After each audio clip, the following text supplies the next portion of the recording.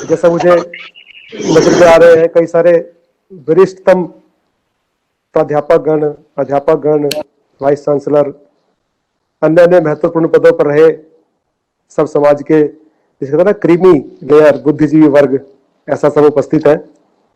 तो सबको मैं सादर प्रणाम करता हूं, अभिनंदन करता हूं।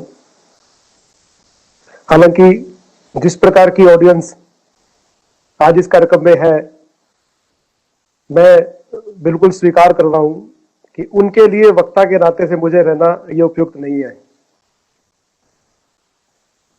क्योंकि आप सब लोग पढ़ाने वाले हैं, मैं अभी पढ़ने वाला ही हूं।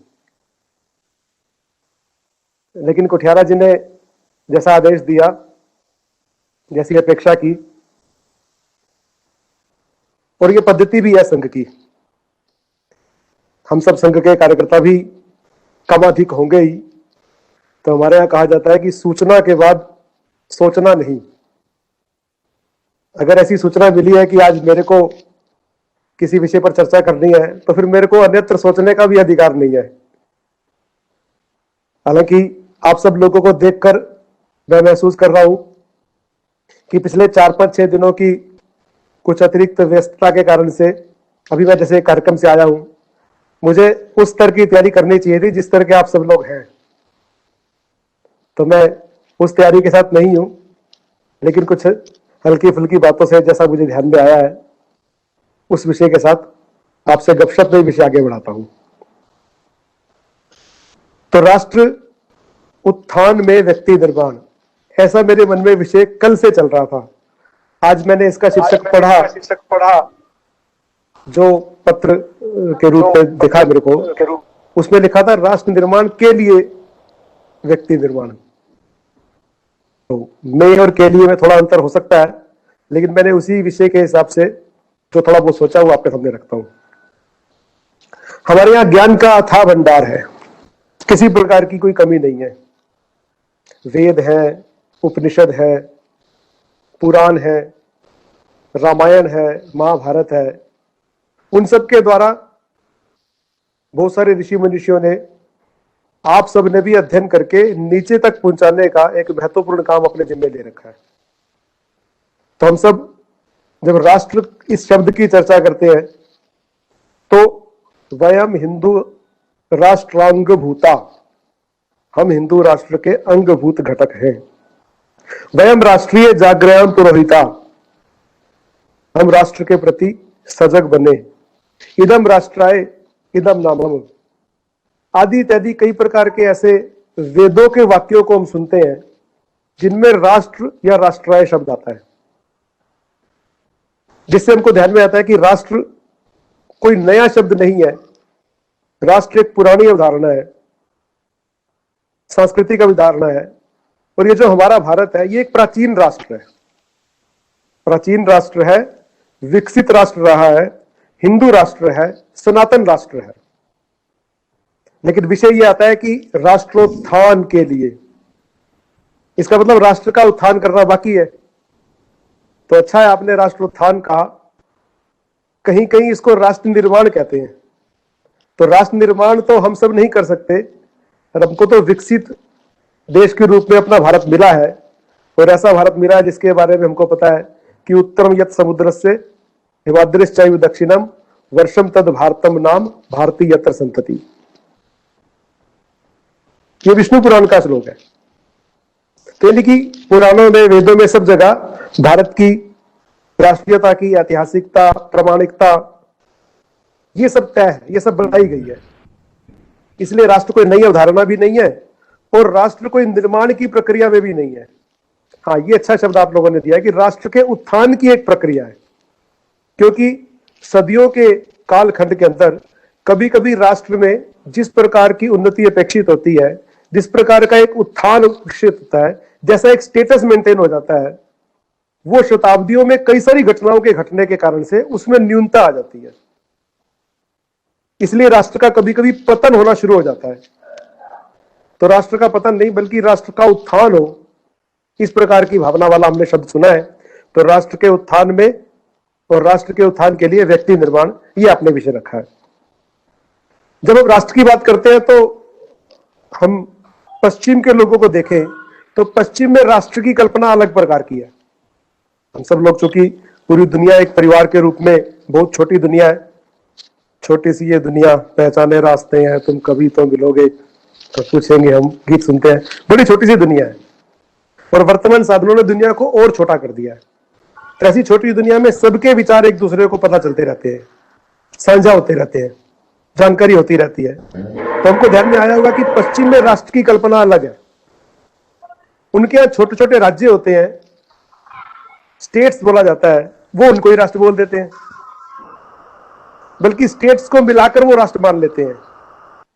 जैसे स्कॉटलैंड, आयरलैंड और वेल्स, इन 3 अलग अलग राज्यों को मिलाकर इंग्लैंड बन गया। इंग्लैंड को वो लोग राष्ट्र बोलते हैं। इसी तरह से United states of America, America के लगभग 50 ऐसे छोटे राज्य हैं जिनको मिलाकर उन्होंने संयुक्त राष्ट्र बना दिया अपना।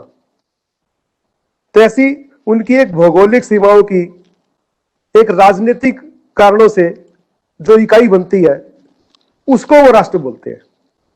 यानी उनकी राष्ट्रीय इकाई में भौगोलिकता और राजनीतिकता इसी का ही पुट है। लेकिन हमारे यहां ऐसा नहीं है। हमारे यहां क्या है? तो हमारे यहां राष्ट्र की धारणा सांस्कृतिक है, सामाजिक है। यानी हम मानते हैं कि हमारा राष्ट्र चिरंतन है, पुरातन है, सांस्कृतिक है, सनातन है। हमारे यहां राष्ट्र की राज्य आधारित, राज्य आश्रित अवधारणा नहीं है, बल्कि हमारे यहां पर जो हमारी आस्था के केंद्र रहे हैं, हमारे गुरुकुल, हमारे मठ, हमारे मंदिर, हमारी सन्यासी परंपरा, हमारी संयुक्त परिवार की परंपरा, हमारे आदि आदि ये जो सांस्कृतिक केंद्र रहे हैं, ये हमारी चेतना के केंद्र, राष्ट्र की अवधारणा के केंद्र रहे हैं। हमारे यहां पर राष्ट्र को एक इकाई मानकर, जीवंत इकाई मानकर कई सारे कार्यक्रम होते हैं, कई सारे प्रयोग होते हैं। हमारी सीमाएं अलग अलग हो सकती हैं, राज्य के रूप में अलग है, देश भी अलग हो सकता है, लेकिन सांस्कृतिक रूप से हम सबको जोड़ने के लिए राष्ट्र की अवधारणा है। यानी कि कई प्रकार के मेले, उत्सव, कई सारी परंपराएं। अभी आज नवरात्रों का समापन वाला दिन है, नवमी है, अष्टमी, नवमी, कल दशमी होगी। ये जो नवरात्रों की परंपरा है, ये भी अखिल राष्ट्र के अंदर है। मां दुर्गा को अलग अलग रूपों में सब जगह पूजा होती है। रावण का वध हुआ, रावण को जलाना है, रावण को मारा गया, रावण आतंक का पर्याय है, ये भी सब लोग मानते हैं, भले ही उसका शहर कौन सा हो, देश कौन सा हो, भारत देश के अंदर राज्य कौन सा हो। हमारे कुंभ के मेले, हमारे 4 धाम की यात्रा, हमारे 52 शक्तिपीठ, इन सब के कारण से पूरा देश एक राष्ट्र के भाव को जीता है। हमारे यहां कभी कोई राजा भी बना होगा तो वो राजा भी राष्ट्र की अवधारणा में अपने आप को उसके अंदर फिट करने की कोशिश करता है। वर्तमान में राजनीतिक परिदृश्य अलग है, उसकी भी चर्चा मैं आगे करूंगा। लेकिन पुरातन काल से हमारे यहाँ किसी भी क्षेत्र में कोई भी राजा रहा हो, वो राज्य अपने हिसाब से करता था, वो दिन प्रतिदिन के अपने सारे काम करता था, वो कभी कभी निरंकुश भी होता था, कभी कभी जरा उसका भाव ऐसा बन जाता था कि अहम सर्वोपरि, मैं ही सब कुछ हूं। लेकिन तो भी उसको निरंकुश नहीं रहने देने के लिए एक धर्म दंड की व्यवस्था रहती थी। ये हमारी राष्ट्र की उदाहरण में हमारे सांस्कृतिक बिंदु है। तो धर्म दंड सर्वोपरि रहता था। धर्म दंड यानी कि जनता जनार्दन का दंड। और जनता जनार्दन के पास बल क्या होता था? जनता जनार्दन उस राजा के अंतर्गत रहकर काम तो करती थी, राजा की आज्ञा तो मानती थी, लेकिन दूर कहीं जंगल के अंदर कोई एक सन्यासी बैठे होते थे जो लगातार तपस्या में रत रहते थे। वो राष्ट्र के उत्थान के लिए ही काम करते थे। उनका व्यक्तित्व ऐसा ही होता था। उनके पास सब जाकर अपने कष्ट कह सकते थे। और जब जनता अपने किसी शासक, अगर निरंकुश शासक हो जाए, उसके निरंकुशता से तंग आती है, तो वो जनता भी स्वयं जाकर उस सन्यासी के पास जाकर निवेदन करती थी कि राजा ऐसा ऐसा कर रहा है। सन्यासी कहते अच्छा ऐसा कर रहा है। सन्यासी अपनी तपस्या छोड़कर राज्य की तरफ बढ़ते थे। और राज्य की तरफ आने के बाद राजा उनको गुरु ही मानता है, इसलिए राजा उनका सम्मान करता है। वो तुरंत सन्यासी कहते हैं मैं यहाँ अपना सम्मान करवाने के लिए नहीं आया राजन, तुम्हारे राज्य में ये गड़बड़ी है, तुमको ठीक करनी ही पड़ेगी। राजा को उनकी आज्ञा माननी ही पड़ती थी, क्योंकि ये धर्मदंड है। ये हमारे राष्ट्र की अवधारणा के साथ जुड़े हुए विषय है। यानी वो सन्यासी स्वयं आकर उनको चेताता भी है, डांटता भी है और ठीक भी करता है। दूसरा, पश्चिम में ये जो राज्य प्राप्ति है, यही सबसे बड़ा ध्येय माना जाता है। राजा बनना ही सबसे बड़ा सुख माना जाता है। शासन करना ही सबसे बड़ा सुख माना जाता है। लेकिन हमारे यहां कभी भी राज्य साधन ही रहा है, साध्य नहीं रहा। राज्य प्राप्त करने के लिए हम सब कुछ करते होंगे ऐसा नहीं है, राज्य प्राप्ति के बाद भी हम बहुत कुछ करते हैं। जैसे उदाहरण के लिए शिवाजी महाराज ने वर्षों के संघर्ष के बाद मुगलों को हराकर, कितने कष्टों को सहकर राज्य प्राप्त किया। राज्य प्राप्त करने के बाद शांत बैठे क्या? राज्य प्राप्त करने के बाद उनको लगा कि इस राज्य को मैं भोगूंगा, ये तो एक काम हो सकता है, लेकिन उस राज्य को भोगने के स्थान पर पूरे क्षेत्र से स्वाभिमान मुगलों के द्वारा जो खो गया था उसको वापस प्राप्त करने के लिए, जनता का खोया आत्मविश्वास जगाने के लिए, मंदिरों की, मठों की, गुरुजनों की, महिलाओं की सुरक्षा करने के लिए और ज्यादा परिश्रम करके, और ज्यादा संघर्ष करके, चैन से ना बैठते हुए उन्होंने और ज्यादा राज्यों को जीता और हिंदू पद पातशाही की स्थापना की और एक आदर्श राज्य की व्यवस्था की। राज्य स्वयं के आनंद के लिए नहीं, राज्य जनता के आनंद के लिए, व्यवस्थाएं सुंदर करने के लिए। यानी राज्य प्राप्त करना ही मेरा उद्देश्य नहीं है। राज्य प्राप्त करने के बाद एक राष्ट्र के रूप में देश को विकसित करना, उसके अंदर परंपराएं, मान्यताएं खड़ी करना, सीमाओं की रक्षा करना, किसी के प्रति कोई अन्याय ना हो, कोई कष्ट में ना हो, महिलाओं का सम्मान हो, जीवन मूल्य स्थापित हो, आदि आदि भावना लेकर हमारे यहाँ साम्राज्य चलाया जाता था। यानी राज्य प्राप्त करना ही केवल उद्देश्य नहीं है। इन सब उदाहरणों से हमको ध्यान में आया होगा कि हमारे यहाँ हम राष्ट्रीय बन नहीं रहे। देश के प्रथम प्रधानमंत्री जवाहरलाल नेहरू जी ने जब स्वतंत्रता मिली, बड़ा महत्वपूर्ण उनका भाषण था स्वतंत्रता प्राप्त करते ही। उन्होंने कहा कि वी आर मेकिंग नेशन, हम एक राष्ट्र के रूप में विकसित हो रहे हैं, बन रहे हैं। लेकिन वास्तव में we are not making the nation, बल्कि हम प्राचीन काल से एक राष्ट्र के रूप में रहे हैं, बढ़ते रहे हैं। हमारा एक गौरवशाली इतिहास रहा है। हम संसार का हर प्रकार से मार्गदर्शन करते रहे हैं।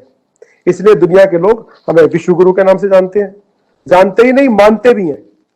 और मानने के साथ साथ हमारे देश में, अपने देश के अंदर भी वैसी व्यवस्थाएं लागू करने के लिए, वैसी अवधारणाओं को समझने के लिए, वैसी विकास की अवस्था को प्राप्त करने के लिए हमारे यहाँ पर शिक्षा लेने के लिए आते हैं। और जब शिक्षा लेने के लिए आते थे, इसलिए हम सबको ध्यान है, हम विश्व गुरु कहलाते थे। तक्षशिला और नालंदा जैसे विश्वविख्यात, वास्तव में वो विश्वविद्यालय थे। आज हम सब, क्षमा करें, हम सब कई सारे विश्वविद्यालयों में प्राध्यापक है, वो वास्तव में विश्वविद्यालय नहीं है, वो केवल विद्यालय जैसे ही है। उस समय वास्तव में विश्वविद्यालय होते थे, पूरे विश्व से लोग पढ़ने के लिए आते थे।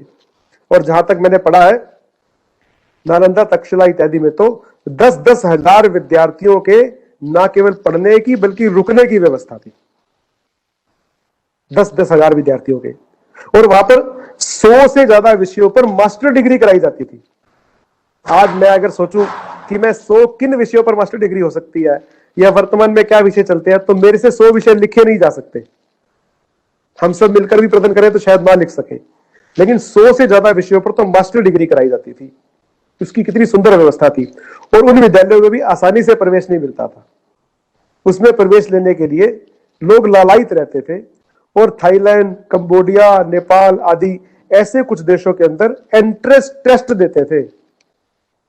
एंट्रेंस टेस्ट देने के बाद स्वयं वहां पर परीक्षा देने के योग्य बनते थे, वहां पर एडमिशन, प्रवेश लेने के योग्य बनते थे। और उन एंट्रेंस टेस्ट में पास होने के बाद ही उनको प्रवेश मिलता था।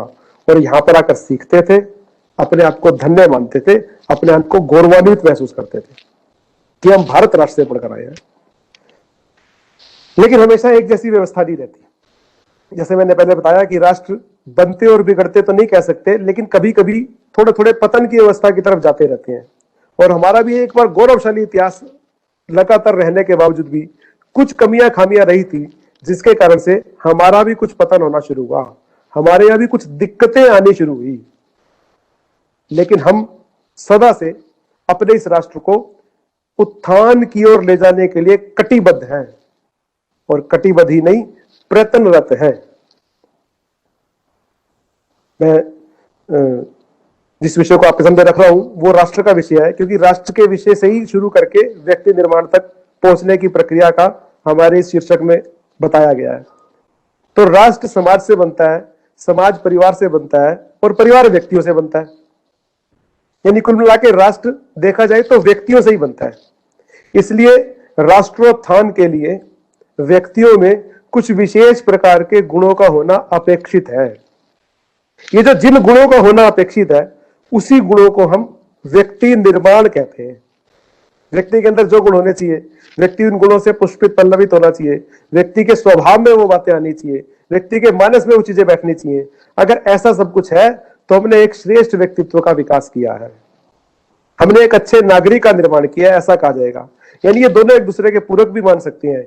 अच्छे व्यक्तियों से राष्ट्र का निर्माण होता है, और राष्ट्र जब लंबे समय तक उत्थान की अवस्था में रहता है तो उसके अंदर रहने वाले जन अपने आप ही गुणों से परिपूर्ण होते रहते हैं। एक बार हम सब अध्यापक जानते हैं, विनोबा भावे जी के पास कुछ विद्यार्थी आए थे, उनके साथ बैठकर बातचीत की तो विनोबा भावे जी ने उनकी परीक्षा लेने के लिए भी, उनको सिखाने के लिए भी उनको कुछ कागज के टुकड़े दिए, और कागज के टुकड़े के ऊपर देश का नक्शा बना हुआ था और उसके कई सारे टुकड़े थे। उन सबको उनके सामने रखते हुए कहा कि देखते हैं तुम कितनी देर में इन कागजों को जोड़कर जो इसके ऊपर नक्शा बना हुआ है उस नक्शे को मेरे सामने ला सकते हो। बालक हिलमिल गए थे, बातचीत होती रही थी, सबने कोशिश करनी शुरू की, लेकिन पर्याप्त देर लगने के बाद भी थोड़ा मुश्किल सा लग रहा था सबको, नक्शे में सीमाएं समझ में नहीं आ रही थी, इसलिए वो बालक मिलकर भी उस नक्शे को बना नहीं सके। उनको थोड़ा परेशान देखकर विनोबा भावे जी ने कहा रुको रुको मैं बताता हूं। तो उन्होंने उन सारे कागजों को उल्टा करने के लिए कहा, और जब उस सारे कागजों को उल्टा किया तो उसके पीछे एक मनुष्य की कृति बनी हुई थी, और उसी कृति को उन्होंने कहा अब जोड़कर इसको बनाओ। सबने जोड़कर बनाना शुरू किया। पता था ऊपर सिर रहता है, दोनों तरफ बाजुएं रहती है, नीचे पांव रहते हैं। इन सब के द्वारा लगाने के बाद मनुष्य की कृति आसानी से बना दी गई। तब उसको ऐसे कैसे ही उठाकर पलटा किया, तो पलटा करने पर विनोबा भावे जी ने सबको दिखाया कि पिछली तरफ नक्शा बन गया। उदाहरण से उन्होंने सिद्ध किया कि व्यक्तियों से ही राष्ट्र को ठीक किया जा सकता है, राष्ट्र का निर्माण अच्छे व्यक्तियों से ही हो सकता है। वास्तव में व्यक्ति के अंदर व्यक्तित्व का विकास करना, व्यक्ति निर्माण का भी क्या मतलब है? किसी व्यक्ति को पैदा करना तो माता पिता का काम है, एक प्रक्रिया है। हम सब किसी प्रक्रिया के अंतर्गत इस धरती पर आए हैं, यानी हमारा निर्माण हुआ है, लेकिन उस व्यक्ति के अंदर व्यक्तित्व का विकास करना, गुणों का विकास करना, उसको मनुष्य निर्माण कहा जाता है। हमारे यहाँ तो मनुष्य को बड़ा महानता का दर्जा दिया गया।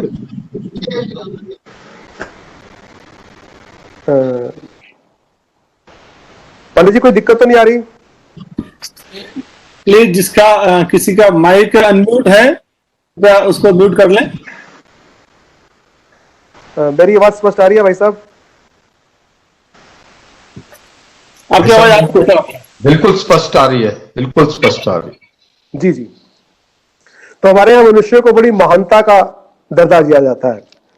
परमात्मा ने जो जितने भी जीव जंतु पशु पक्षी इत्यादि धरती पर बनाए हैं, शारीरिक रूप से क्षमता सबकी अलग अलग है, मानसिक स्थिति सबकी भिन्न है, सबके चलने का जीवन जीने का तरीका अलग है, लेकिन अलग अलग विशेषताओं के होने के बावजूद भी, अलग अलग क्षमताओं के होने के बावजूद भी मनुष्य को महान कहा जाता है। हम सब मनुष्य हैं। संघ में तो हम सब जानते हैं, गीत भी बोलते हैं, धरती की शान तू है मनु की संतान, तेरी मुट्ठियों में बंद तूफान है रे, और मनुष्य तू बड़ा महान है, भूल मत मनुष्य तू बड़ा महान है। यानी कि मनुष्य महान ही होता है, उसके अंदर कुछ और गुणों का विकसित करना, उसके अंदर और अच्छी आदतों को लाना, इसको व्यक्ति निर्माण कहा जा सकता है। लेकिन इसमें एक घटना मुझे ध्यान आ रही है। जब हम कहते हैं कि व्यक्ति महान है, तो एक बार कुछ जानवर, कुत्ता, बिल्ली, शेर, खरगोश, पक्षी भी, जल वाले जीव भी, ऐसे कुछ जीव इकट्ठे होकर ब्रह्मा जी के पास जाते हैं और ब्रह्मा जी के ऊपर इल्जाम लगाते हैं कि ब्रह्मा जी आप भेदभाव करते हैं, हालांकि हम सबका निर्माण आपने किया, लेकिन आप भेदभाव करते हैं। ब्रह्मा जी ने कहा मैं काहे का भेदभाव करता हूं, मैं तो सबको समान अवसर देता हूं। उन्होंने कहा सब बातें ठीक है, लेकिन आपने कह रखा है कि मनुष्य महान है। मनुष्य कहां से महान है? जिस समय मनुष्य का बालक पैदा होता है, हम सब जानते हैं जब बच्चा पैदा होता है तो उसकी क्या स्थिति होती है, जबकि किसी भी पशु का बच्चा मनुष्य की अपेक्षा बहुत जल्दी तंदुरुस्त हो जाता है, बहुत जल्दी अपने सारे काम करने शुरू कर देता है। गाय भैंस के बच्चे को देखते हैं तो तुरंत खड़े हो जाते हैं अपने पांव पर। पंछियों के बच्चे उड़ने भी लगते हैं, पानी में रहने वाले जीवों के बच्चे तैरने भी लगते हैं। इतना ही नहीं, जब पशु दौड़ना शुरू करता है तो किसी भी सामान्य पशु की कितनी गति है, मनुष्य से कई गुना ज्यादा है। जितनी तेज हम दौड़ नहीं सकते उतनी तेज तो वो कहां कई किलोमीटर की गति से चले जाते हैं। दूर तक, ऊपर तक पक्षी उड़ भी सकता है। ये सब उन पक्षियों ने अपनी विशेषताएं ब्रह्मा जी को बताई और कहा कि ये सारे काम करें हम, और महान मनुष्य जिसको कुछ भी नहीं आता, जिसकी क्षमताएं इतनी नहीं है, जो उड़ नहीं सकता, जो तेज दौड़ नहीं सकता हमसे, जो तेज तैर नहीं सकता। कोई एक व्यक्ति अगर तैरता है तो उसके तैरने का रिकॉर्ड बन जाता है, वाह वाह बहुत तैरा। पानी के अंदर रहने वाले जीव तो तैरते ही तैरते हैं। तो ये सब सुनने के बाद ब्रह्मा जी ने कहा, बात तो तुम ठीक कह रहे हो, तो भी मैं कहूंगा कि महान तो मनुष्य ही होता है। ले, फिर भी महान मनुष्य होता है, मनुष्य महान कैसे होता है? तो ब्रह्मा जी ने उनको बताया कि भले ही धरती पर तेज दौड़ने वालों में मनुष्य की गिनती नहीं होती, भले ही आसमान में ऊंचे उड़ने वाले मनुष्य की गिनती नहीं होती, भले ही तैर कर समुद्र को पार करने की क्षमता मनुष्य की नहीं होती, लेकिन शुरुआत के कुछ महीनों के बाद बच्चे की देखभाल जब हो जाती है, बच्चे के समाज के अंदर माता पिता, बड़े भाई बहन, गुरुजन इत्यादि उसका विकास कर देते हैं, तो उसके बाद यही मनुष्य जितनी तेज कोई भी जानवर दौड़ सकता है उससे कई गुना तेज चलने वाले साधन बना लेता है और कई सारे मनुष्यों को ढोकर भी लेके जा सकता है। जितनी तेज हम कल्पना भी नहीं कर सकते उतनी तेज उड़ने वाला हवाई जहाज कोई बनाता है तो मनुष्य ही बनाता है, और हजारों जीवों को आप जैसे लेके जाके उड़ के किसी दूसरे स्थान पर पहुंचा सकता है। इसी तरह से पानी वाले जहाज तो इतने बड़े होते हैं कि हवाई जहाज भी उसके ऊपर लैंड कर सकते हैं। ये सब कुछ कौन करता है? तो ये सब कुछ मनुष्य करता है। इसका मतलब मनुष्य की महानता, मनुष्य के व्यक्तित्व, मनुष्य के अंदर क्षमता, इसका कोई अंदाजा नहीं लगाया जा सकता। परमात्मा ने भी उसको पहले से श्रेष्ठ बनाकर भेजा है, तब जानवरों को मानना पड़ा कि हाँ ठीक बात है, वास्तव में मनुष्य महान होता है। तो मनुष्य की इस महानता के लिए परमात्मा का धन्यवाद भी करना चाहिए, लेकिन मनुष्य के अंदर गुणों का निर्माण भी करते रहना चाहिए, और निर्माण की प्रक्रिया भी हम सबको ध्यान में आई होगी। मनुष्य का निर्माण शुरुआत में उसके घर से ही होना शुरू हो जाता है। हमारे यहां भारतीय जीवन पद्धति के अंदर, हिंदू जीवन पद्धति के अंदर एक विधि तरीका बनाया गया है। हमारे यहां संयुक्त परिवार रहते हैं, और संयुक्त परिवार के अंदर मनुष्य का विकास स्वयं में भी होना शुरू हो जाता है, उसका व्यक्तित्व अपने आप निखरता जाता है। बचपन से ही बच्चे को घर के अंदर सामूहिकता की शिक्षा मिलती है। जो जो जीवन के अंदर आवश्यक गुण है उन सब के गुणों का दो तीन गुणों का वर्णन करता हूं। सामूहिकता का गुण है, साथ रहने का गुण है। इसकी शिक्षा कहां से मिलती है? तो बचपन में अपने परिवार से ही मिलती है। उसका भाई, उसकी बहन, उसकी माँ, उसके पिता, इतना ही नहीं, अड़ोसी पड़ोसी, बुआ, चाचा, ये सब मिलकर संयुक्त रूप से बच्चे की पालना करते हैं, और बच्चे के अंदर सामूहिकता का गुण विकसित होता रहता है। एक दूसरे का ध्यान रखना, मिल बांट कर खाना, दूसरे को भी खिलाना, ये जो सारे के सारे गुण है, ये बचपन में मनुष्य के अंदर परिवार के कारण से ही पैदा हो जाते हैं, और ये मनुष्य के व्यक्तित्व का एक महत्वपूर्ण गुण है। जो बच्चे सामान्यतः एकल परिवार में रहते हैं, जो कि आजकल न्यूनता आ गई है, उन बच्चों में इस गुण का अभाव रह जाता है, और ये गुण व्यक्तित्व के निर्माण के लिए बहुत उपयोगी और बहुत जरूरी है। इसलिए इस गुण को बढ़ाते रहना चाहिए, अपने स्वयं भी विकसित करना चाहिए, और बाकी सबके अंदर भी इस गुण का विकास करते रहना चाहिए। इसी प्रकार एक और गुण है जिसको हम कहते हैं अतिथि देवो भव। ये हमारे भारतवर्ष की परंपरा है। भारतवर्ष की इस परंपरा के कारण ही दुनिया के अंदर हमारा मान सम्मान है, और इस परंपरा के कारण से हम अतिथि को भगवान देवता के स्वरूप मानते हैं। सब लोग हमेशा अपने ऊपर निर्भर नहीं रहते, समाज के रूप में रहते हैं। तो समाज में आएंगे जाएंगे भी सही किसी के पास, तो कहीं अतिथि भी बनेंगे। जब हम अतिथि बन के कहीं जाते हैं तो हमारी सेवा से हमको ध्यान में आया होगा, विदेशों के अंदर तो तुलना भी मैं कर रहा हूं, हमारे कार्यकर्ता विदेश में गए, वो एक परिवार में बैठे थे। परिवार में बैठे हुए तो उस परिवार में बैठे बैठे दोपहर भोजन का समय हुआ, दोपहर भोजन करने लगे। इतने में एक फोन आया, और फोन आने के 5 मिनट के बाद एक बहन जी उस घर में आई। ये लोग भोजन कर ही रहे थे, टेबल पर बैठे थे, वो बहन जी आई और सोफे पर बैठ गई। थोड़ी देर के बाद इनका भोजन सिपटा और ये भी जाकर सोफे उस बहन जी के साथ बैठ गए। थोड़ी देर में वो बहन जी नमस्ते राम करने के बाद चली गई। तो जो हमारे कार्यकर्ता थे, ये जिस घर में बैठे थे, इन्होंने उनसे पूछा कि ये जो महिला आई थी, जो बहन जी आई थी, कौन थी ये? तो उन्होंने कहा अच्छा ये हमारी बेटी थी। बेटी थी, कहां रहती है ये? तो उन्होंने कहा ये लगभग 350-400 किलोमीटर दूर इसका घर है, वहां रहती है। यहां कैसे आई थी? बस ये यहाँ अपने ऑफिस के काम से आई होगी, तो यहाँ नमस्ते करते हुए चलेगी। उन्होंने कहा वाह बहुत अच्छी बात है, लेकिन आपने दोपहर का टाइम, भोजन का टाइम, हम टेबल पे बैठे थे और आपने इससे भोजन के लिए नहीं पूछा, कम से कम भोजन तो करवा के भेजना चाहिए। उन्होंने कहा कम से कम भोजन करवाना चाहिए, इसका क्या मतलब है? अगर इसको लंच करना होता तो ये पहले फोन कर देती। यानी अपने माता पिता के घर में भी उस बेटी को फोन करके ही लंच की व्यवस्था करवानी पड़ेगी, वो इतनी भी ध्यान नहीं रखते किसी का। हमारी परंपरा में है, हमारे व्यक्तित्व के अंदर है, इसी के कारण से हम श्रेष्ठ हैं। तो हमारे यहाँ अतिथि देवो भव की परंपरा परिवार में रहकर ही सीखी जाती है। हमारे यहाँ संतोष की एक परंपरा है, व्यक्तित्व के गुणों के अंदर विकास करते हैं। ये सब गुण देशभक्ति के लिए, राष्ट्रोत्थान के लिए जरूरी है। और जब संतोष की बात करते हैं तो हमारे यहाँ कहावत चलती है, साईं इतना दीजिए जामे कुटुंब समाए, मैं भी भूखा ना रहूं और साधु ना भूखा जाए। यानी संतोष की भावना भी हमको अपने घर से ही मिल जाती है। दूसरों को देने की प्रवृत्ति, बाहर कोई मांगने के लिए आया है तो माता पिता बच्चे के हाथ से उसका हाथ लगवाकर उसको दान दक्षिणा देते हैं, ताकि बच्चे को जीवन भर में आदत पड़ी रहे। यानी जो जो व्यक्तित्व के अंदर गुणों की आवश्यकता रहती है वो प्राचीन काल से हमारे यहाँ पर घरों में ही देने की पद्धति है, लेकिन प्राचीन काल की पद्धति है। वर्तमान में हम उस पद्धति को भूलते और खोते जा रहे हैं। आजकल ज्वाइंट फैमिली नहीं मिलती, आजकल एकल परिवार हो गए हैं। इसी तरह से व्यक्तित्व के अंदर जिन गुणों की आवश्यकता है, उन गुणों की स्थापना के लिए घर के बाद विद्यालय का नंबर आता है। विद्यालय में प्राचीन काल में तो पद्धति थी, गुरुकुल में रहते थे, तो गुरुकुलों में रहकर शिक्षा प्राप्त करना, यानी कि गुरुजी के सानिध्य में ब्रह्मचर्य का पालन करते हुए, त्याग पूर्वक, संयमित रहते हुए, न्यूनतम साधनों में गुजारा करते हुए, ब्रह्मचर्य का पालन करते हुए 25 वर्ष तक व्यक्ति जिस आश्रम का पालन करता था, उसके कारण से उसके अंदर ब्रह्मचर्य, त्याग और अधिक से अधिक सीख लेना, ये प्रवृत्ति, ये गुण आ जाते थे, जो कि व्यक्तित्व के लिए आवश्यक है, जिसका भी आजकल अभाव है। यानी प्रारंभ में घर से, गुरुकुल से और अड़ोस पड़ोस के समाज से व्यक्ति के अंदर गुणों का विकास होता रहता था। मनुष्य सद्गुणों से पूर्ण होता रहता था और दुर्गुणों से भी दूर होता रहता था, और अपने राष्ट्र को उत्थान की ओर ले जाता था। और इन्हीं गुणों के आधार पर ही पालन होने पर व्यक्ति समाज का निर्माण करता है, समाज के लिए कुछ करने वाला बनता है, बल्कि सर्वस्व समर्पण की स्थिति में भी वो और ज्यादा समर्पण की सोचता है। तो ऐसे जिन गुणों का विकास हुआ है, उसके आधार पर जब हम कुछ चर्चा करेंगे कि ये गुण कहां कहां पे करते हैं, कहां कहां दिखते हैं, तो 2-3 गुणों की और उसके प्रकटीकरण की बात करके मैं आगे बढ़ता हूं।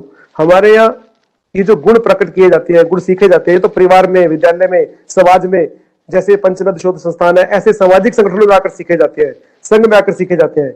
लेकिन प्रकटीकरण करते हुए देश को महान और उत्थान की तरफ ले जाने के लिए प्रकटीकरण होते हैं।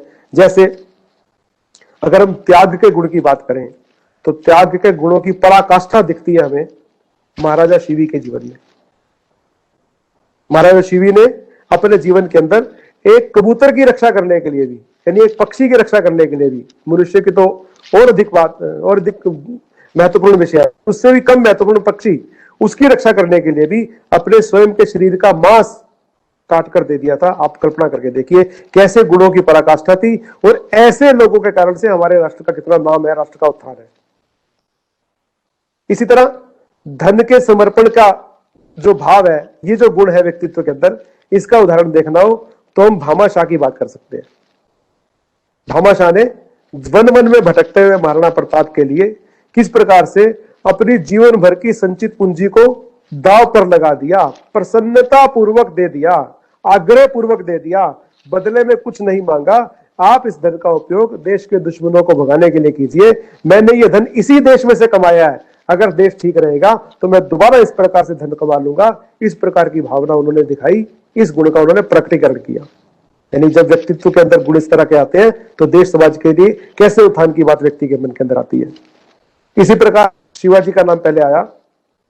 शिवाजी की वीरता सर्वत्र गाई जाती है, आज भी गाई जाती है। यदि वीरता में भी अगर वीरता का गुण रहता है तो देश समाज के काम आता है। इसी प्रकार से बलिदान का गुण हम सब जानते हैं, भगत सिंह, राजगुरु, चंद्रशेखर, तात्या टोपे, महारानी लक्ष्मीबाई, गुरु गोविंद सिंह, मदन लाल धिंगड़ा, बालपाल लाल, एक लंबी श्रृंखला है हमारे देश के अंदर। उस श्रृंखला के अंतर्गत लोगों ने सर्वोच्च बलिदान दिया है, छोटा मोटा नहीं, सर्वोच्च बलिदान दिया है। आज की पीढ़ियां जिसकी कल्पना भी नहीं कर सकती, अपने आप फांसी के फंदे को चूमने का काम किया है।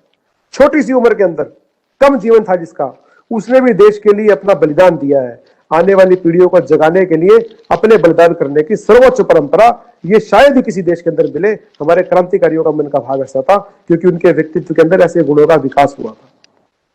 और कभी कभी पराकाष्ठा भी सुनने को मिलती है। मुझे ध्यान में आता है चाफेकर बंधु, चाफेकर बंधु 3 भाई, तीनों का बलिदान हो गया। किस तरह की स्थिति रही होगी। अभी 2 दिन के बाद भगिनी निवेदिता जी का जन्मदिन है। वो भगिनी निवेदिता चाफेकर बंधुओं के बलिदान के बाद चाफेकर बंधुओं की मां से मिलने के लिए जाती है। जब मां से मिलने के लिए जाती है तो मां की आंख में आंसू रहते हैं और वो कहती है, मां मैं समझ सकती हूं, जिसके तीनों बालक अल्प आयु में ही बिना घर का कोई काम किए राष्ट्र के लिए समर्पित हो गए हो, तो उस मां को इतना दुख होना तो स्वाभाविक है। और मैं तुम्हारे दुख के अंदर तुम्हें सांत्वना देने के लिए आई हूं, तुम्हें दुख बांटने के लिए आई हूं, और मैं तुम्हारे प्रति सहानुभूति रखती हूं। तुम ऐसा जो जो उसको मन में अंदर भाव थे वो सब उसने कहे। लेकिन चाफेकर बंधुओं की मां का रोना बंद नहीं हुआ। उसने फिर कहा, मां तुम कृपया करके रो मत। तो मां ने कहा, तुम क्या समझती हो, मेरे 3 बालक चले गए हैं, मैं इसलिए रो रही हूं। तो बेटी तुम इस धरती की रहने वाली नहीं हो, तुम्हें इस धरती की पराकाष्ठा नहीं पता। मैं इसलिए रो रही हूं कि मैंने केवल 3 ही बालक क्यों जने। अगर मेरे पास और बालक होते तो वो भी इस देश के काम आ सकते थे, उनको भी मैं बलिदान करा देती। यानी कैसा समर्पण, कैसी त्याग की भावना। इन सब गुणों का वर्तमान के अंदर अभाव दिखता है, इसलिए राष्ट्र पतन की ओर जाता दिखता है। इन सब गुणों का अगर विकास होगा तो उसे ही व्यक्तित्व का विकास कहा जाएगा। उसी व्यक्तित्व के विकास का काम करने के लिए राष्ट्रीय स्वयंसेवक संघ काम कर रहा है। यानी व्यक्तियों के अंदर जब इस प्रकार के गुणों का निर्माण होता है, विकास होता है, तो वो राष्ट्र भी उत्थान की तरफ, प्रगति की तरफ जाता है। दुर्भाग्य से वर्तमान में इन सब गुणों को देने की कोई व्यवस्था नहीं है। इन सब गुणों को समाज के अंदर सिखाने के लिए व्यवस्थाएं कम हो गई हैं। स्वयं जो लोग इस प्रकार के गुणों को सीखते थे अपने पारिवारिक संस्कार के कारण, वो कुछ समाज में बड़े लोगों के सानिध्य में सीखते थे, आचार्यों से सीखते थे, गुरुकुलों में सीखते थे, माता पिता से सीखते थे, समाज से सीखते थे। कुछ आदर्श होते थे, उनके सानिध्य में रहकर सीखते थे। लेकिन दुर्भाग्य से अब वर्तमान में ऐसे कोई आदर्श नहीं रहे। परिवार एकल हो गए हैं। गुरुकुल तो लगभग बंद ही हो गए, और विद्यालय केवल किताबी शिक्षा के केंद्र बन गए हैं। और क्षमा करेंगे, आप जैसे नहीं, अन्य कुछ गुरुजन भी केवल धन कमाने वाले अध्यापक बन गए हैं। समाज बंधु एक दूसरे के सामने आदर्श नहीं रख रहे, बल्कि समाज को लूटने खसोटने का कारण बन गए हैं। इन कारणों से व्यक्तित्व का विकास अधूरा रह जाता है। जैसा गुण व्यक्ति के अंदर चाहिए वैसे नहीं आ पाते। लेकिन साथियों, आदरणीय सब प्राध्यापकों, आप सब जानते हैं राष्ट्रीय स्वयंसेवक संघ इस काम को 1925 से ही कर रहा है। आप सब भी कहीं ना कहीं जुड़े हुए हैं। तो इस प्रकार के जितने भी संगठन हैं, वो सब ना केवल देश के अंदर वर्तमान परिस्थिति में जिस क्षेत्र में उनको दायित्व मिला है उस क्षेत्र में काम कर रहे हैं, बल्कि इन सब गुणों की साधना भी कर रहे हैं। व्यक्तित्व के अंदर इन सब गुणों के लिए कुछ उपक्रम भी करते रहते हैं, कुछ काम भी करते रहते हैं। 1925 में जब डॉक्टर साहब ने संघ की स्थापना की थी, तब कई सारे लोगों ने उनको कहा कि इसकी क्या आवश्यकता है। कई सारे लोग, और जिस तरह देश की आजादी के लिए प्रयत्न कर रहे हैं, आप भी कीजिए, आप ये अलग से रास्ता क्यों बना रहे हैं। तो उन्होंने ये ध्यान कराया कि राष्ट्र की साधना के लिए, राष्ट्र के उत्थान के लिए जिन विशेष गुणों की आवश्यकता है, जिस प्रकार के व्यक्तित्व की आवश्यकता है, वो वर्तमान के सारे परिदृश्य में से नहीं निकल के आ सकता, नहीं दिखता। इसलिए विद्यार्थियों से उन्होंने संघ का काम शुरू किया। और शुरुआत में तो उनको लोगों ने पागल ही कहा, उपेक्षित ही किया।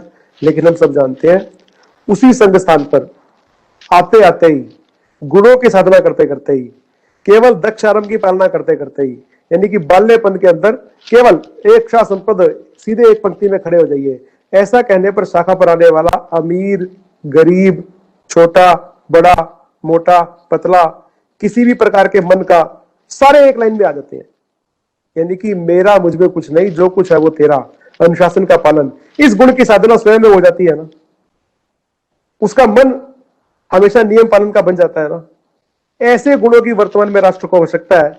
इसके लिए केवल संघ ही नहीं, हम अपने विश्वविद्यालय स्तर पर, अपने और सामाजिक संगठनों के स्तर पर कुछ ना कुछ प्रयोग सोच सकते हैं, लेकिन यह प्रयोग संघ में चलता है, यह मैंने निवेदन किया है। इसी प्रकार से संघ के अंदर हम देखते हैं सहभोज की पद्धति है। उस सहभोज के द्वारा भी व्यक्ति के व्यक्तित्व के अंदर कुछ गुणों का विकास होता है। जैसे शाखा के कुछ संशयों के इकट्ठे मिलते हैं, आज भोजन इकट्ठे करेंगे, सब लोग अपने अपने घर से अपना भोजन लेकर आइए। मुझे भी ध्यान है, मैं भी जब पहली बार सहभोज में गया था तो उस समय पनीर को सबसे अच्छा व्यंजन माना जाता था जब कोई अतिथि आते, आज भी है, शाकाहारी घरों में पनीर ही सबसे बढ़िया व्यंजन माना जाता है। तो माता जी ने पनीर बनाकर दिया और वह वर्ग में क्या नाम सहभोज में जाने के बाद सबके टिफिन कहाँ मिक्स हो गए और मैं तो अपना पनीर वाला डिब्बा देखता ही रहा, वो तो कहीं और चला गया और मैंने किसी और का भोजन किया। उस समय तो जरूर गुस्सा आया, लेकिन लगा कि पूरे समाज को समरस करने का यही तरीका है और यह सहज ही संघ में हो जाता है।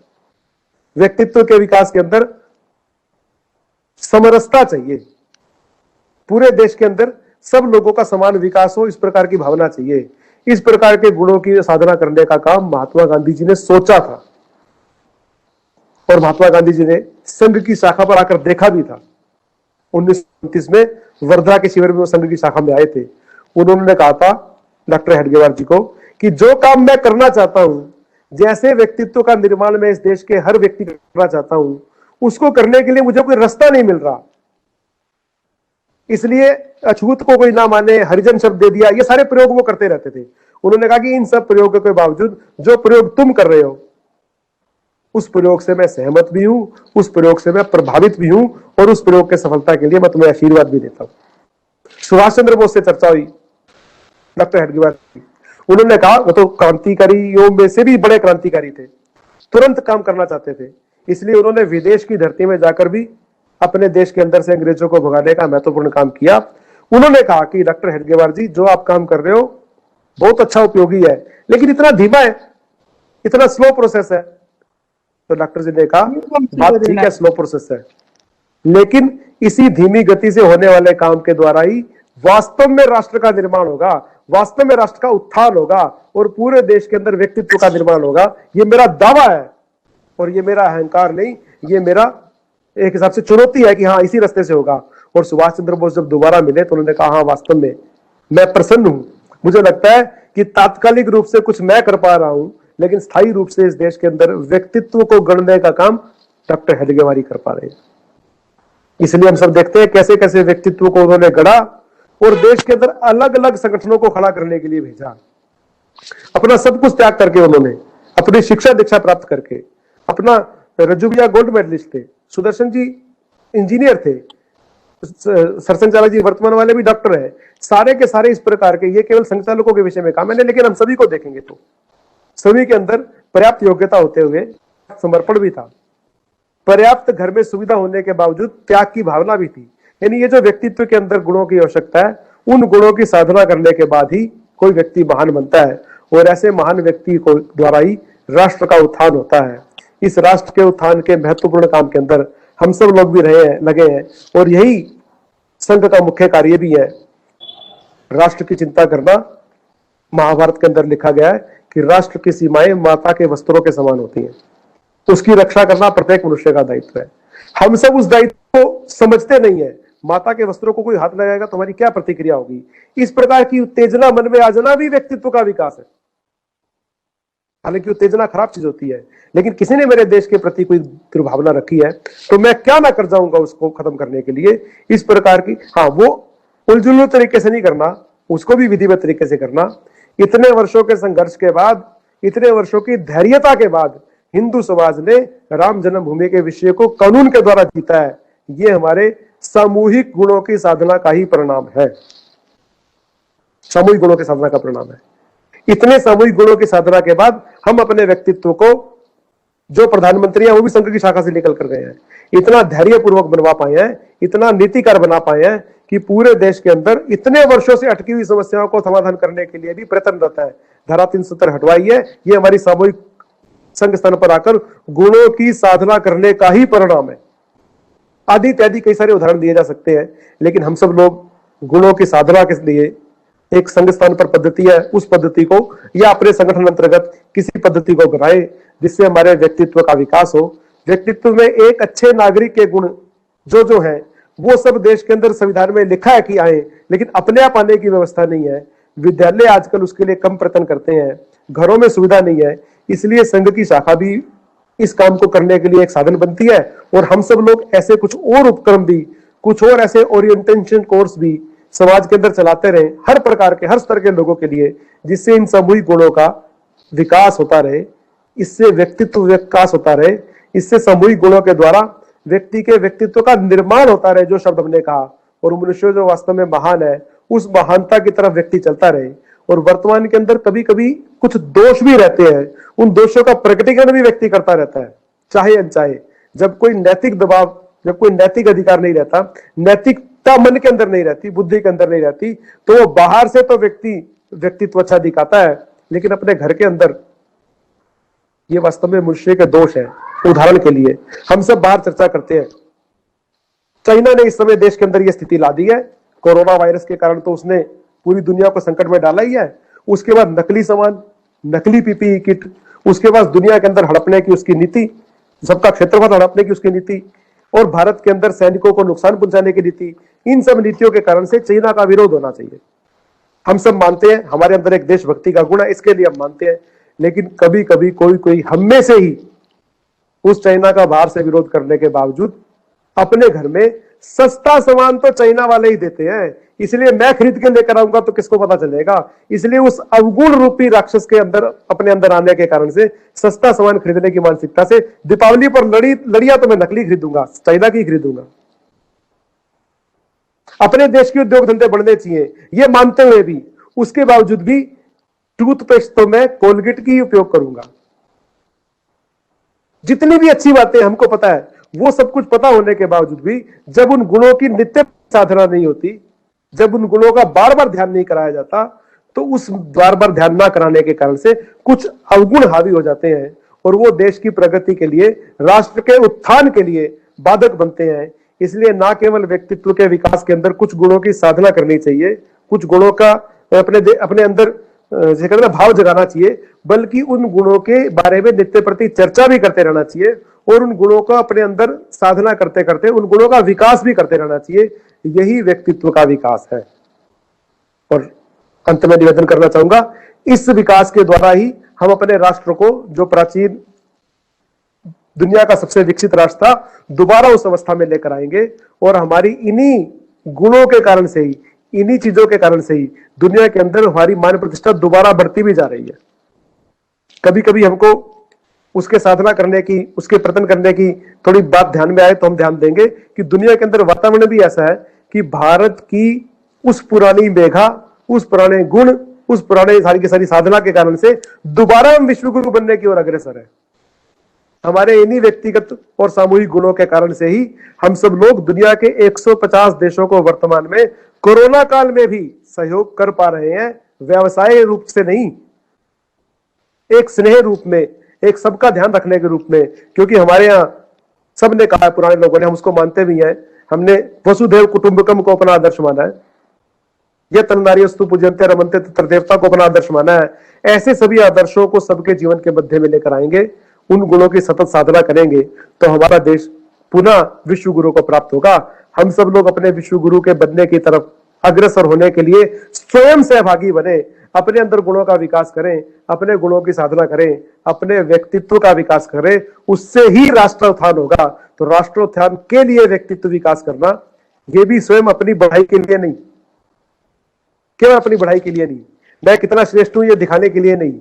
इसलिए एक बिंदु और छूकर अपनी बात पूरी करता हूं, मैं कितना श्रेष्ठ हूं ये तो व्यक्तिगत गुणों में आ जाएगा, लेकिन व्यक्तिगत चरित्र से भी ज्यादा बड़ा चरित्र राष्ट्रीय चरित्र है। साधना राष्ट्रीय चरित्र की करनी है, व्यक्तिगत चरित्र की नहीं। व्यक्तिगत रूप से भी अच्छा होना है, व्यक्तिगत रूप से भी मेरे अंदर सादगी रहनी चाहिए, व्यक्तिगत रूप से अंदर भी मेरे अंदर सच बोलने की भावना रहनी चाहिए, व्यक्तिगत रूप से भी मेरे अंदर दूसरों का सहयोग करने की भावना रहनी चाहिए। लेकिन इनसे भी बड़ी बात है कि मैं राष्ट्र के प्रति सदैव सजग रहूं। कोई भी ऐसा काम मेरे व्यक्तिगत जीवन में नहीं होगा जिससे मुझे व्यक्तिगत लाभ मिले और राष्ट्र को नुकसान मिले ना। नेशन फर्स्ट की भावना, राष्ट्र की साधना, इस प्रकार की साधना हमारी रहेगी तो ये हमारे देश के लिए, हम सब के लिए अच्छा रहेगा। हम सब ऐसा कर ही रहे हैं, हम सब ऐसे गुणों की और साधना करें, इस बात के लिए शुभकामनाएं देता हुआ।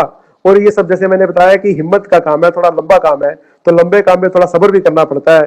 तो अंत में केवल एक वाक्य कहता हुआ कि सफलता एक दिन में नहीं मिलती, सफलता एक दिन में नहीं मिलती, ये बात तो पक्की है। सफलता एक दिन में नहीं मिलती, ये बात तो पक्की है, पर अगर हिम्मत से जुटे रहे तो सफलता एक दिन जरूर मिलती है, ये बात भी पक्की है। हम सब इन गुणों के आधार पर सफल व्यक्तित्व बनाएं, आकर्षक व्यक्तित्व बनाएं, अपने अंदर गुणों का निर्माण करें और अपने देश को उत्थान करते हुए पुनः विश्व गुरु के रूप में स्थापित करें। ऐसा मन का भाव रहेगा तो ऐसी कृति भी रहेगी। तो ऐसे भाव और ऐसी कृति के लिए आप सबको शुभकामनाएं देते हुए, और हम इन सब कृतियों के द्वारा, व्यक्तित्व के निर्माण के द्वारा देश का उत्थान करते हुए अपने राष्ट्र को परम पर ले जाएंगे, इस बात की अग्रिम शुभकामनाएं और अग्रिम बधाई देता हुआ मैं अपनी बात समाप्त करता हूं। आप सबने एक ग्वालक के रूप में मेरे को सुना, ये दाढ़ी बड़ी होने के कारण से आई ज्यादा नहीं मुझे, मैं वास्तव में आपके विद्यार्थी के बराबर हूँ, ये तो कोरोना काल का प्रभाव है। तो इस काल के अंदर जो बात मेरे मन के अंदर आई मैंने आपके सामने रखी है, गलती के लिए क्षमा करते हुए और अन्यथा न देते हुए मैं अपनी आप विचार करेंगे, इतना कहकर अपनी बात पूरी करता हूँ। सबको प्रणाम। बहुत बहुत माननीय विजय जी, बहुत बहुत धन्यवाद। आपने जिस प्रकार से व्यक्ति निर्माण के संबंध में कौन कौन सी महत्वपूर्ण बातें व्यक्ति निर्माण के लिए होनी चाहिए, उन बिंदुओं की ओर ध्यान दिलाया। सामूहिकता, अतिथि देवो भव की भावना, संतोष, त्याग, चरित्र और सबसे महत्वपूर्ण राष्ट्रीय चरित्र, ऐसे अनेक और बिंदुओं की ओर आपने ध्यान दिलाया जो व्यक्ति निर्माण के लिए महत्वपूर्ण है। क्योंकि तो व्यक्ति निर्माण से ही राष्ट्र निर्माण होता है, और राष्ट्र निर्माण, ये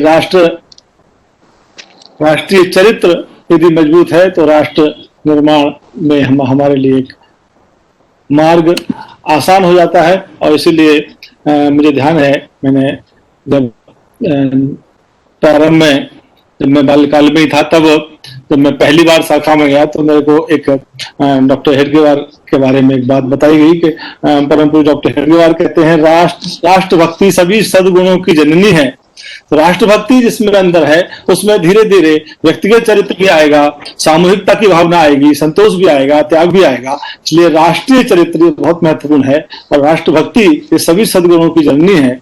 ये भाव निश्चित रूप से हम सब लोगों के मन में भी आए, और हम सब लोग उससे प्रेरणा लेकर के हम लोग आगे बढ़ें। ये विषय आपने बहुत ही सरल शब्दों में और बहुत ही प्रेरणादायक रूप में हम सबके सामने रखा। बहुत बहुत आभार पंचनद की ओर से आपका। अब कार्यक्रम, चूंकि मैंने प्रारंभ में ही कहा था कि प्रश्नोत्तर का चूंकि विषय ये नहीं हो पाएगा, कारण क्या है, इसमें हमारे लिए प्रेरणा के कुछ बिंदु माननीय विजय जी ने दिए हैं, तो इसमें प्रश्न की कोई गुंजाइश नहीं है। कभी संघ के विषय में कभी कोई प्रश्न आएंगे तो कभी अन्य उसमें कभी रखने का मौका मिलेगा तो फिर उसमें देखेंगे, लेकिन इस समय चूंकि प्रश्नोत्तर का समय नहीं रहेगा। और एक महत्वपूर्ण सूचना के साथ मैं आगे कार्यक्रम को आगे बढ़ाते हुए मैं अपनी बात रखूंगा। एक महत्वपूर्ण सूचना है, कल आज विजयदशमी की पूर्व संध्या है, कल विजयदशमी संघ की स्थापना का दिवस है, और संघ की स्थापना के दिवस पर हम परम पूज्य सरसंघचार्य जी का नागपुर से राष्ट्र के नाम उद्बोधन होता है। तो इस बार वो लाइव उद्बोधन रहेगा, और मैं समझता हूँ फेसबुक पर हम सबको भी सुनना चाहिए, और बहुत प्रेरणादायक रहता है, और हम सबके लिए भी सौभाग्य की बात होगी कि हम सब लोग उसको सुने। अब कार्यक्रम को आगे बढ़ाते हुए मैं पंचनद शोध संस्थान के माननीय कार्याध्यक्ष और आज के इस कार्यक्रम के अध्यक्ष माननीय कृष्ण सिंह आर्य जी से निवेदन करता हूं कि अपने अध्यक्षीय उद्बोधन को प्रारंभ करें और आशीर्वाद स्वरूप हमारा मार्गदर्शन करें। माननीय आर्य जी। ओम अग्ने व्रतपते व्रतम चरिष्यामि तच्छकेयं तन्मे राध्यताम् इदम् अहम् अमृता सत्यम् उपैमि। पंचनद शोध संस्थान के प्यारे बंधुओं और भगिनियों, विजय कुमार जी ने जो अद्भुत उद्बोधन मानव निर्माण के लिए रखा, उसके बाद कुछ कहना शेष नहीं रहता, किंतु एक परंपरा है और उस परंपरा में मेरा स्थान कोई इतना नहीं है कि मैं कोई अध्यक्षीय उद्बोधन करूं, किंतु केवल अपने सांस्कृतिक पृष्ठभूमि से जो कुछ सीखा है, माननीय विजय जी ने कहा ही है, एतद् देशे प्रसूतस्य सकाशाग्रजन्मनः स्वं स्वं चरित्रम शिक्षेरन पृथिव्याम सर्वमान्य। सारे विश्व का मार्गदर्शन हमने किया। क्यों किया, कैसे किया? अपने चरित्र के माध्यम से। हमारा मनुष्यत्व जो था वो देवत्व में विलीन था, और देवत्व प्राप्ति जो थी वो एक मनुष्य का अंतिम उद्देश्य है, जिस पर कि समस्त मानव जाति टिकी हुई है। हमारे इस देश के बारे में कहा, न में स्तेनो जनपदे न कदरियो न बद्यप नाना हिताग्नि न स्वैरी स्वैरिणी। इस देश में, इस राष्ट्र में कोई चोर नहीं है, कोई जुआरी नहीं है, कोई शराबी नहीं है, और कोई व्यभिचारिणी नहीं है, और कोई ऐसा घर नहीं है जहाँ यज्ञ की अग्नि बुझती हो। राज्य है क्या? न राज्यम न च राजासीन दंडो न च दांडिकः धर्मेणैव प्रजा सर्वा रक्षन्ते अस्मि परस्परम। ये जो सारी प्रजा धर्म का है, और धर्म के द्वारा वो एक दूसरे की रक्षा करती है, क्योंकि आत्मवत् सर्वभूतेषु, सभी प्राणियों को अपने समान समझते हैं।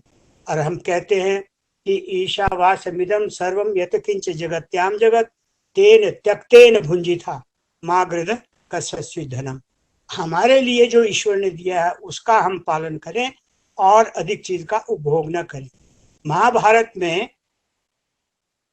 असली पुरुष मनुष्यत्व को आर्य कहा, और आर्य कौन है?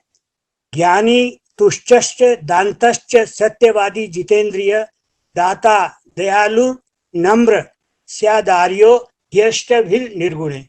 वेदादि शास्त्रों का ज्ञाता है, जो सदा संतुष्ट रहने वाला है, जो मन को वश में रखने वाला है, जो सत्यवादी है, जो जितेंद्रिय है, जो दानी है, दयालु है, जो विनम्र है।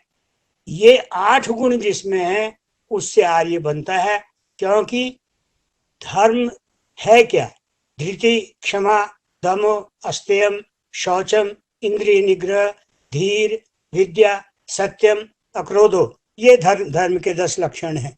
महाभारत कहती है, न वैरम उद्दीपयति प्रशांतम न दर्पम आरोहति नास्तेयेति न दुर्गस्तो स्थिमि करोति अकार्यम तय आर्यशीलम परमाणु आर्य।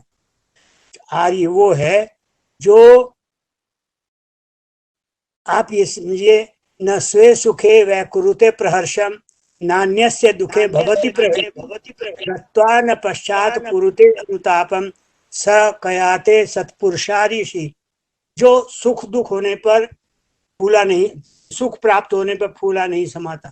सुखे दुखे समय कृत्वा लाभा लाभो जया जयो ततो युद्धाय युजस नैवम पाप मोवाप्स्यसि। जो सुख प्राप्त होने पर खुशी से फूला नहीं समाता, जो दूसरे के दुख में भी खुशी नहीं ढूंढता, दान देकर जो पश्चाताप नहीं करता, वही आर्य स्वभाव वाला सत्पुरुष है।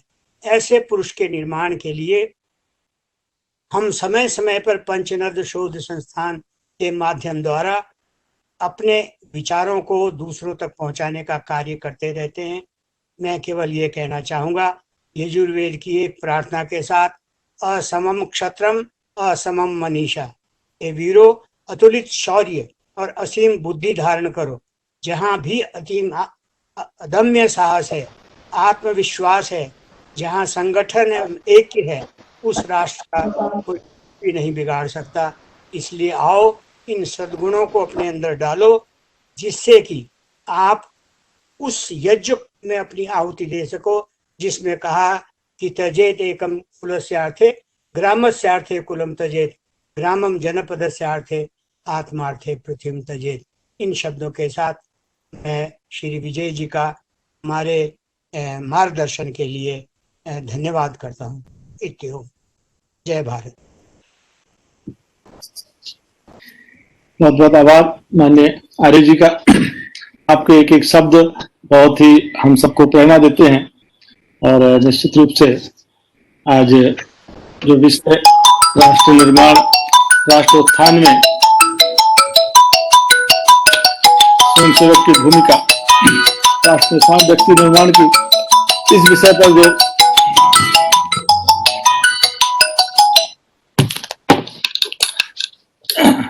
समाचार में बीच में डिस्टर्ब हो गया फोन से, तो मैं माननीय आर्य जी का बहुत बहुत आभार व्यक्त करता हूं। अब कार्यक्रम के अंत में मैं अपने शोध संस्थान के माननीय निदेशक प्रोफेसर विश्वकिशोर कोठियाल जी, क्योंकि हमारा निरंतर मार्गदर्शन करते हैं और उनकी प्रेरणा से पंचनद शोध संस्थान का काम निरंतर चलता है। तो आज का इस कार्यक्रम की संपूर्ण भूमिका और इस कार्यक्रम की संपूर्ण रचना ये आपके मार्गदर्शन में चली और मैं इसलिए आप माननीय कोठियाल जी से निवेदन करता हूं कि अंत में 2 शब्द के साथ धन्यवाद ज्ञापन करें और प्रेरणा स्वरूप 2 शब्द हम सबके सामने रखें। माननीय कोठियाल जी।